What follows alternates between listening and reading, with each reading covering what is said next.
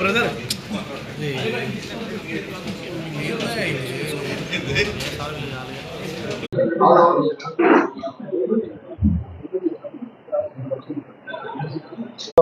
ఆవిడ వెళ్ళిపోతా అనడంతో ఇతనికి ఆవేశం వచ్చి ఆవిడ్ని ఒక తాడుతోటి స్ట్రాంగులేషన్ చేసి చంపి తర్వాత మళ్ళీ ఆ బాడీని రూమ్లోనే ఉంచి ఎట్లా డిస్పోజ్ చేయాలని ఆలోచించుకొని ప్లేస్ చూసుకొని ఒక అబాండెండ్ ప్లేస్ ఒక లార్జ్ సూట్ కేసు కొనుక్కొని వచ్చి ఆ సూట్ కేసులో ఆవిడ్ని ఆ బాడీని పెట్టేసి నైట్ 10:30 టైంలో ఒక్కడే ఆ బాడీని మోసుకుంటూ వచ్చి ముందే చూసుకున్న ప్లేస్లో విజయదుర్గ కాలనీ అని ఒకటి ఉంది బాచుపల్లి లిమిట్స్లో, ఆ కాలనీ లిమిట్స్లో ఎవరు చూడని ప్రదేశంలో పడేసినాడు.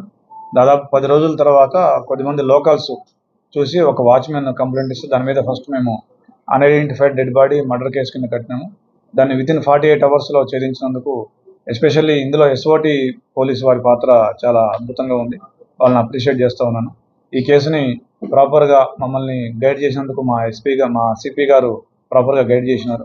అదేవిధంగా ఎస్ఓటి డీసీపీ గారు, ఎస్ఓటి అడిషనల్ డీసీపీ గారు, ఎస్ఓటి సిఐ, అదేవిధంగా మా అడిషనల్ డీసీపీ, మా ACP Kukatpally and Bachupally inspector and Bachupally police అందరినీ కూడా అభినందిస్తూ ఉన్నాను.